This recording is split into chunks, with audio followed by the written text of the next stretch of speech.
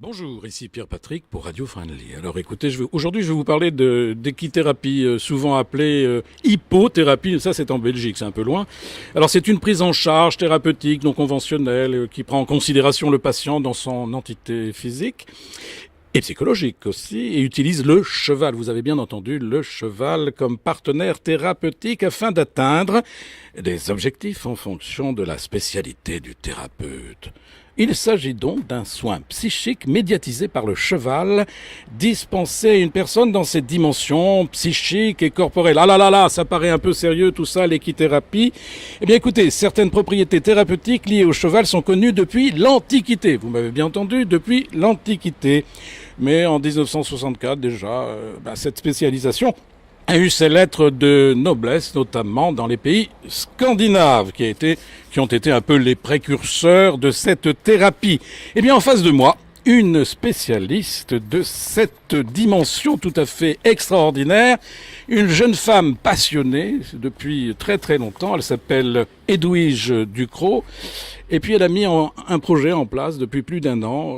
Elle a été révélée d'ailleurs à une conférence qui s'appelait Cheval Passion, que tout le monde connaît ici dans la région. Alors, Edwige Ducrot, vous êtes en face de moi. Alors cette passion débordante, on peut dire, elle est née de deux façons.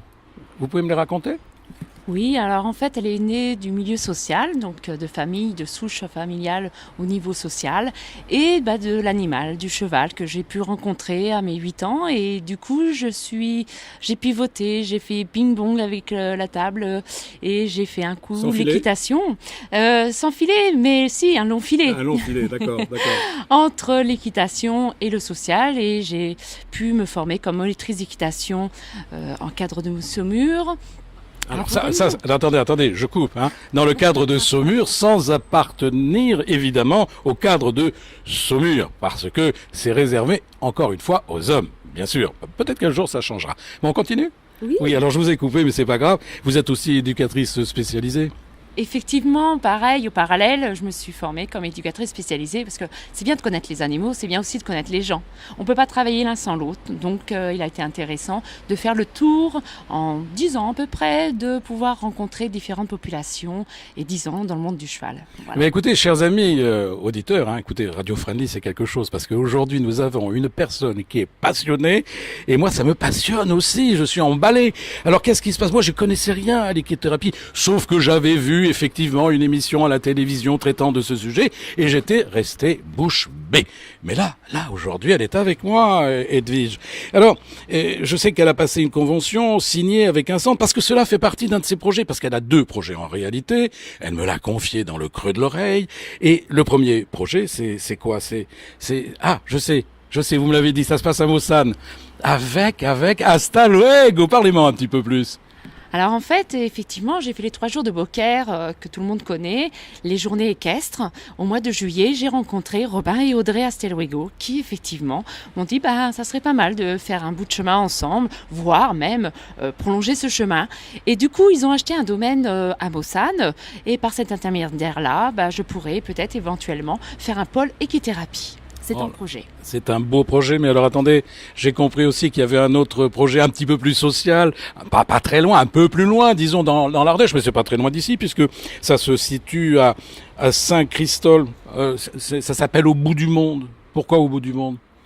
Alors pourquoi au bout du monde ? Parce qu'en fait c'est quelque chose un endroit très retiré, avec beaucoup de nature. On va dire c'est un mas qui est tout en pierre, avec beaucoup de terrain, de forêt, retiré, on va dire, c'est un transfert, c'est une façon de travailler avec la population quand il y a un besoin de se retirer de ce monde actuel et de pouvoir travailler de l'équithérapie avec hébergement, donc pouvoir loger sur place, faire d'autres activités, en fait pouvoir accueillir toute population pour passer à autre chose, dans un autre monde, au bout du monde. Au bout du monde, Edwige, bien sûr. Mais alors attendez, vous avez un diplôme universitaire sport et santé, c'est ça ? Oui, c'est ça. J'ai passé mon diplôme d'équithérapeute à la fac de médecine dans la région parisienne et effectivement un diplôme universitaire de sport et santé, option équithérapie et rééducation par l'équitation. Voilà, vous m'avez compris pourquoi j'ai fait cette passerelle-là, tout simplement parce que, écoutez, amis auditeurs, effectivement, vous vous posez encore la question, mais qu'est-ce qu'on fait pendant ces séances d'équithérapie ? thérapie. On court derrière le cheval, on se met à côté, on monte dessus, on reste en dessous. Qu'est-ce qu'on fait? Alors moi, évidemment, je ne sais pas. Alors je vais poser la question à Edwige. Alors, qu'est-ce qu'on fait? Tout simplement, on crée du lien, on a un contact, on apprend à se relaxer, à pouvoir passer à autre chose, à pouvoir oublier tous ses soucis, pouvoir accepter son handicap, pouvoir communiquer avec les autres, rentrer dans une sorte de lien social. Oui, mais alors, moi je vous pose une question, vous parlez d'handicap, hein, Edwige. Mais de quel handicap? Vous parlez tous les handicaps? Quelle sorte d'handicap? Tous personnes. Regardez le cheval, il peut devenir les yeux du non-voyant. Le cheval peut devenir les jambes du tétraplégique. La personne qui n'a pas la chance de pouvoir aller en forêt parce que le fauteuil roulant va pouvoir l'handicaper. La personne qui, effectivement, en a un peu marre de se promener un peu partout et de se cogner, le cheval va être ses yeux. En fait, l'handicap, oui, mais c'est pour attendez, mais je vous coupe la parole, mais la personne qui habite au 3e étage d'un appartement, elle va pas rentrer avec un cheval le soir. Ah bah non, bien sûr qu'elle va pas rentrer avec son cheval. Quoique, oui, bon, pourquoi pas? Il faut des ascenseurs spécialisés, je sais pas, enfin bon. L'accessibilité en attelage, pourquoi pas? Oui, en attelage. Bon, on va revenir au temps des diligences. Mais remarquez, c'était pas mal à cette époque aussi. Mais j'essaye de comprendre. Là, vous parlez vraiment des handicapés, j'allais dire un peu durs, hein, moteurs. Bon, mais il existe aussi d'autres personnes, peut-être qui souffrent, je sais pas, la dépendance au tabac, la dépendance à l'alcool, la dépendance aux femmes, aux hommes, enfin, etc. Est-ce qu'on peut, ah non, ça faut peut-être pas trop soigner. Mais est-ce que le cheval peut les accompagner? Les chevals peuvent les accompagner, effectivement. Un cheval, il parle pas, il communique pas, mais il transmet des choses. Et des fois, les personnes ont une difficulté aujourd'hui de communication. On n'arrive pas à exprimer les choses. Donc on les vit, on les transmet, on les déplace. Et là, le cheval va pouvoir récupérer tout cela. Mais écoutez, j'ai en face de moi une personne qui rayonne de santé, hein, je peux vous le dire. Je pense que le cheval lui fait un bien fou. Je pense que comme les grands spécialistes de la psychologie, notamment je pense à la psychanalyse, elle a dû se faire une propre séance personnelle, j'allais dire, d'hypothérapie. Et c'est pour ça qu'elle est en forme. Hein. Vous êtes particulièrement en forme. Hein. J'aime ce que je fais, c'est surtout ça. Et je crois que c'est important, c'est un épanouissement effectivement de moi-même, mais en même temps, j'aime pouvoir être auprès des autres, créer du lien. J'aime l'animal, j'aime les personnes, donc je suis bien, je suis épanouie. Eh bien écoutez, moi ce que j'ai envie de vous dire, Edwige, j'ai envie qu'on se revoie. Qu'on se revoie dans très vite, dans 1 ou 2 mois. Tout simplement parce que j'ai envie vraiment de vous aider, enfin Radio Friendly a envie de vous aider plus exactement à réaliser ce rêve. Parce que vous le méritez, vous avez cette passion chevillée au corps et vous me la transmettez. Amis auditeurs, soyez sûrs que vous aussi, vous allez être emballés par ces beaux projets qui nous ont été présentés cet après-midi par Edwige Ducrot. Retenez bien ce nom, Edwige Ducrot. Et puis si vous avez envie, tout bêtement, d'en savoir un petit peu plus, eh bien vous allez tout simplement sur le web equitherapieprovence.jimdo.com. C'est facile, vous tapez ça sur Google ou autre et vous trouverez très facilement. Hein.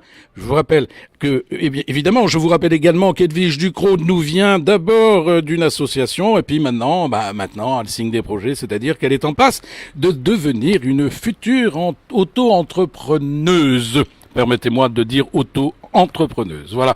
Et bien, je pense que c'est terminé. J'aurais voulu parler avec vous très, très, très longtemps, Edwige, mais on a tout dit.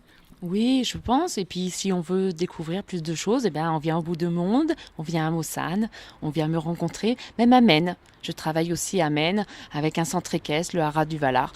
Donc, vous voyez, il y a 3 endroits où me trouver, à Edwige Ducrot. Eh bien écoutez, moi je vais vous aider encore plus. Si vous avez envie d'avoir plus d'informations sur Edwige, n'hésitez pas à appeler au téléphone la Radio Friendly. Radio Friendly, à ce moment-là, servira de relais. Voilà, je vous embrasse tous, passez un excellent après-midi. Et puis à très très bientôt au micro de Radio Friendly. C'était Pierre Patrick, je vous aime. Ciao.